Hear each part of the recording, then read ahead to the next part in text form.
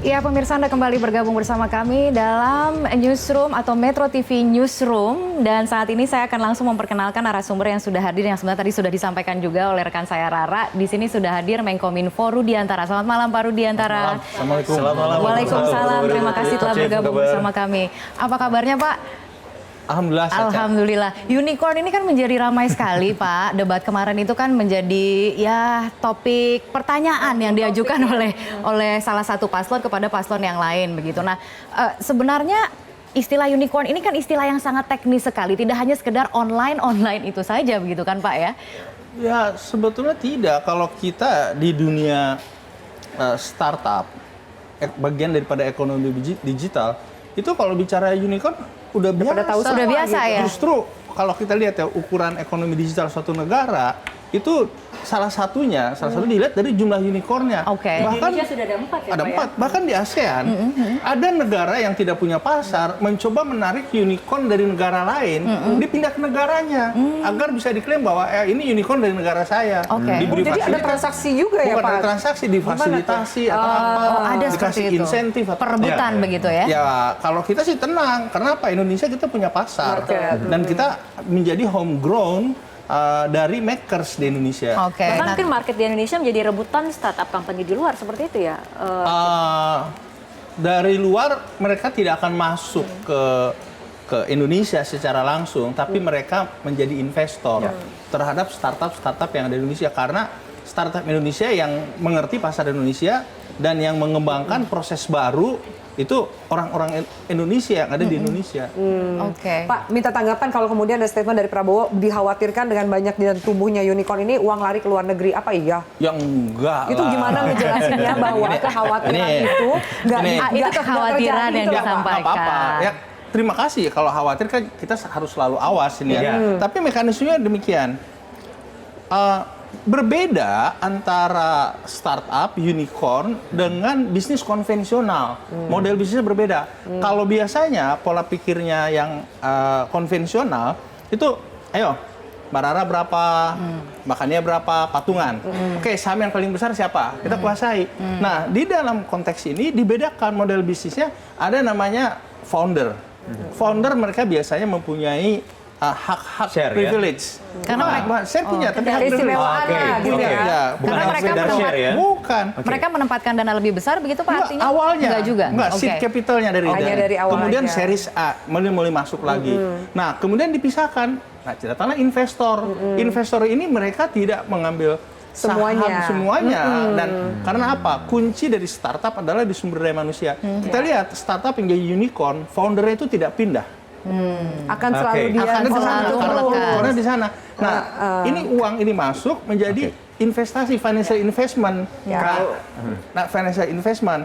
Jadi, kalau kita lihat yang unicorn di Indonesia, perusahaan-perusahaan besar dari luar negeri, dari mana-mana yang investasi itu paling mentok jadi komisaris. Oke. Nggak ada yang Jadi nggak usah khawatir duitnya lari ke luar negeri gitu, kurang lebihnya. orang istilahnya dibakar. Bukan dibakarnya di mana? Di sini. Di Indonesia. Kalau Indonesia apa? IPO, Oke. kemudian hasilnya tidak diinvestasikan langsung direinvestasi di dalam negeri, tapi di luar negeri? Pak jadi contoh Pak, Oke. saya mesti menghantarkan Ada soal dulu infrastruktur nih. yang tidak kalah Ngomongin penting soal ya. infrastruktur, karena kan bicara soal ada akselerator, inkubator, kemudian lain-lainnya. Jadi pemirsa selama 5 tahun pertama masa kepemimpinan dari Jokowi, ini menunjukkan komitmennya untuk mendorong pertumbuhan startup di Indonesia. Selain program 1000 startup baru, pembangunan infrastruktur penunjang juga terus digenjot. Salah satunya adalah dengan program Palaparing, seperti yang disampaikan oleh Jokowi dalam debat kedua di minggu malam lalu. Oke, tadi itu statement Jokowi dalam debat kedua. Nah, bicara soal tadi harapannya kan sebenarnya Pak, di segmen sebelumnya kita mewawancarai salah satu pemilik startup, Andreas Sanjaya mengatakan yang diperlukan adalah soal ekosistem dan juga pengembangan dari talent. Tapi Pak Rudiantara bersama Wahyu akan bicara lebih jauh mengenai startup, unicorn dan lain-lain di layar sebelah sana. Saya persilakan Boleh Wahyu. temenin saya, Chief, di Oke. depan Dan layarnya monitor dibuat yang khusus besar nanti nih, Chief. ya. Saya minta memberikan, kita sama-sama memberikan gambaran kepada, boleh berdiri di sebelah kiri sini, memberikan gambaran kepada pemirsa seluruh generasi, termasuk Anda generasi milenials. Ini unicorn. Unicorn, Pak. Metro TV Newsroom-nya unicorn. Amin.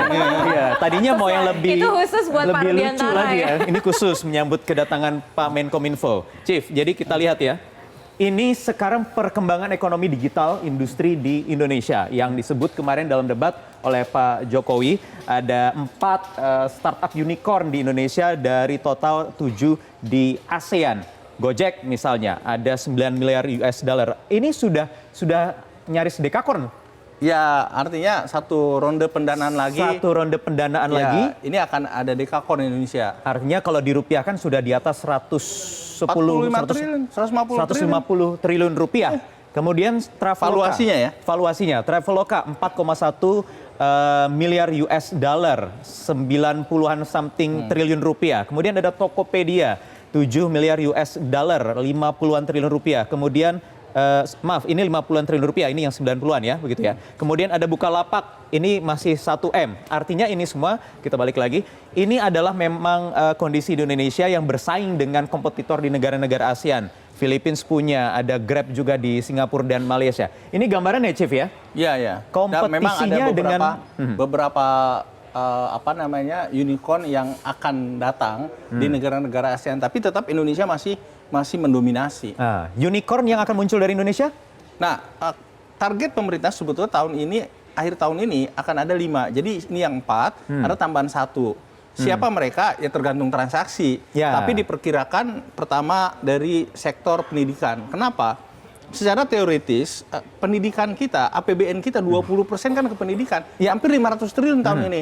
Ya, istilah kecipratan 2%-nya udah 10 triliun. Udah masuk, iya. Oke, baik. Kita geser lagi ke berikutnya. Ini adalah pengaruh ekonomi digital yang memang begitu masif. Pertumbuhan penetrasinya rata-rata 18,5% per tahun. Benar ya, Chief? Benar ya. Kemudian kita turun lagi bawah, proyeksi sumbang 150 miliar US dollar terhadap PDB. Ini 2025. GDP ya, benar ya. Kemudian kalau memudahkan transaksi, jelas. Karena memang infrastrukturnya sudah siap semua. Ada satelit palaparing. Kemudian broadband semua segala macam. Betul, jadi kemudian ada palaparing- ekosistem yang menunjang, environment yang menunjang juga begitu ya. Ya. Kemudian penyerapan tenaga kerja ini ada proyeksi 12 juta tenaga kerja yang diproyeksikan tahun 2019 ini, Chief ya. Iya, secara total. Secara Ini, total. Dia bisa create namanya workforce digitization. Kita lihat ya, misalkan di Gojek, itu tadinya ada driver. Yang tadinya driver menjadi driver online. Sekarang di Gojek juga ada yang tadinya tidak kerja, tiba-tiba menjadi driver karena dia tertarik. Artinya ada lapangan pekerjaan baru melalui digital.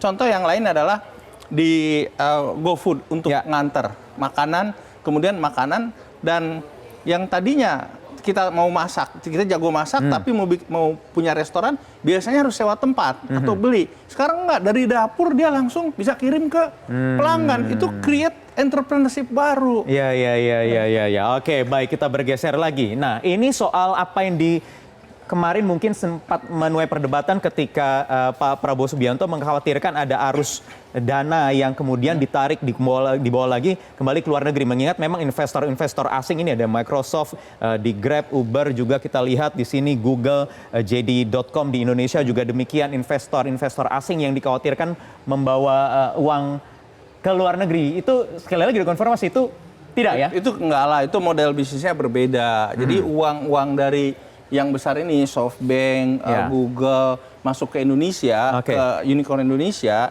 Pertama, mereka percaya terhadap Indonesia. Dalam dunia yang digital yang sekarang, kalau internasional melihat Indonesia sebagai pasar, dia hanya jualan. Jual ponsel, jual internet, jual aplikasi. Tapi dengan dia nyimpan uangnya, dia percaya kepada startup Indonesia. Itu yang membedakan pola pikir gitu loh. Dan model bisnisnya mereka masuk hanya sebagai financial investor. Paling-paling mereka jadi komisaris. Oke, jadi tidak perlu khawatir soal dana asing yang ditarik ke luar negeri ya. Kita kembali lagi, Chief. Tapi bicara lagi soal kemarin apa yang disampaikan oleh Presiden, Capres petahana ini ada infrastruktur yang memang kita sudah siap ya, satelit palaparing 100%. Bukan satelit, palaparing itu jaringan tulang punggung, backbone, internet kecepatan tinggi. Dan ini dari 2015 dimulai, kemudian dan strukturnya juga bukan pemerintah ya, tapi ini distruktur sebagai KPBU, kerjasama pemerintah dan badan usaha. Sehingga yang artinya tidak menggunakan APBN. Dibayarnya tiap tahun, tapi untuk investasinya tidak APBN, investor. Itu build, operate, own, and transfer. Barat itu konsorsium swasta, tengah konsorsium BUMN, timur konsorsium swasta. Jadi ada BUMN-nya, ada swastanya, semua jalan. Ini artinya untuk meningkatkan penetrasi internet tadi yang kemudian itu menjadi backbone dari perkembangan digital ekonomi. Karena kalau kita sekarang pakai ponsel ini kan data semua. Ya. Itu istilahnya kita perlu bandwidth yang besar. Karena maunya sekarang nonton Metro TV-nya streaming. Tapi katanya 4G aja belum merata. Itu gimana Mas? Ketika backbone-nya sudah siap, Begini, tapi kok 4G itu dimulai peluncuran akhir 2015. Nah, angka yang pertengahan tahun lalu kami gunakan, desa saja, di desa saja 80.000, lebih 83.000 desa, itu sudah hadir di 74 desa. Hadir ya, ini ada di desa tersebut. Yaitu kita banyak membicarakan mengenai infrastruktur penunjang dari ekonomi digital itu sendiri. Jika kita kembali kepada kemudian suntikan modal asing dan bagaimana kemudian kendali dari pemilik startup company itu sendiri, kita akan bahas mengenai hal itu, Chief, tapi kita ikuti jeda berikut terlebih dahulu.